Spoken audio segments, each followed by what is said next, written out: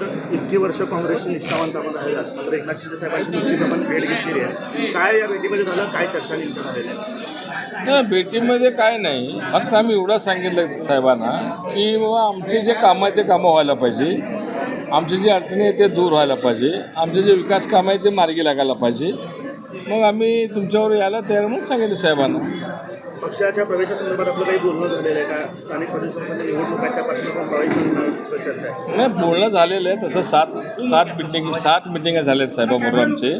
ते काय प्रत्येक सगळं आम्ही सांगणार नाही. 31 तारखेला भाषणामध्ये मी सांगेन. कसा प्रवेश असणार आहे, कोण कोण येणार आहे? प्रवेश अक्कलकोटमध्ये असणार आहे. आदरणीय उपमुख्यमंत्री शिंदेसाहेब असणार आहेत, त्यांच्या हस्तेच म्हणजे त्यांच्या उपस्थित 31 तारखेला प्रवेश अक्कलकोटमध्ये होणार. थेट आता विरोधी पक्षातून तुम्ही सत्ताधाऱ्यांमध्ये समाविष्ट होत आहे, काय नेमके भावना असणार? नाही, पहिल्यावर मी सत्ताधारी होतो. मी असं काय नाही आहे, मला सत्ताची पण अनुभव आहे, विरोधी पक्षाचा पण अनुभव आहे. म्हणून असं काय भावना बिवना काय नाही. फक्त ते सत्ता कसं चालवायचं ते आम्हाला पण माहीत आहे, विरोधी कसं राहायचं दोन्ही माहीत आहे. म्हणजे ह्याचा फायदा आपल्याला तालुक्याला होणार आहे. सर, इतके दिवस एकनिष्ठ काँग्रेससोबत होतात, लहानपणापासून असतात आहे, कशा प्रकारे बघताय काँग्रेससोबत? नाही, काँग्रेस होणं म्हणजे काय, आम्ही काय कोणावर नाराज नाही, कोणावर दोष देत नाही आम्ही. शेवटी आता कसं आहे, ज्या तालुक्यातल्या लोकांनी सतत आम्हाला 1957 पासून पद दिलं, प्रतिष्ठा दिलं, सन्मान दिला, आशीर्वाद दिला, आज 10 वर्ष झालं त्या लोकांवर त्रास होऊ लागला, त्यांना अन्याय होऊ लागला. पहिलेचं राजकारण वेगळं होतं, आत्ताचं राजकारण वेगळं आहे. सूडबुद्धीचं राजकारण चालू आहे सगळीकडे. मग त्याला कुठंतरी बाबा थांबवायला पाहिजे, असं होऊ नये ह्या दृष्टिकोनातून आम्ही शिंदेसाहेबाकडे गेलो.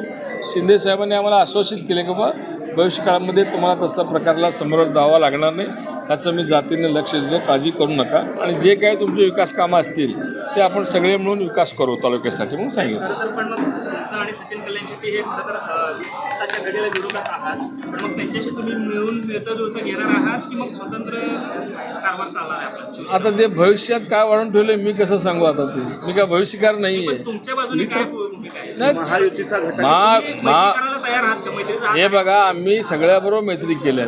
सिद्धराम पाटील एवढं कट्टर आम्हाला जीव मारतो म्हणून त्याच्यावर मैत्री केली की नाही मी? आणि हे तर माझ्या घरातच तयार झालेलं आहे, आमच्याबरोबरच होते की त्यांनी.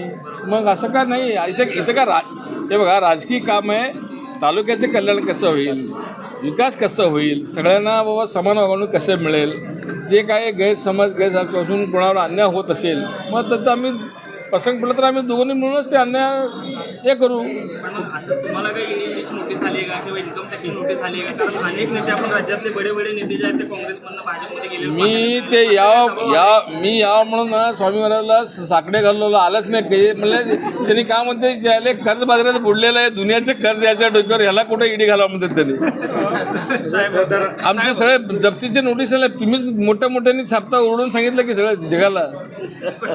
त्यातनं बाहेर येण्यासाठी म्हणून प्रवेश आहे का मग सत्तेत? नाही ना, त्याच्यातनं कसं बाहेर येणार आहे?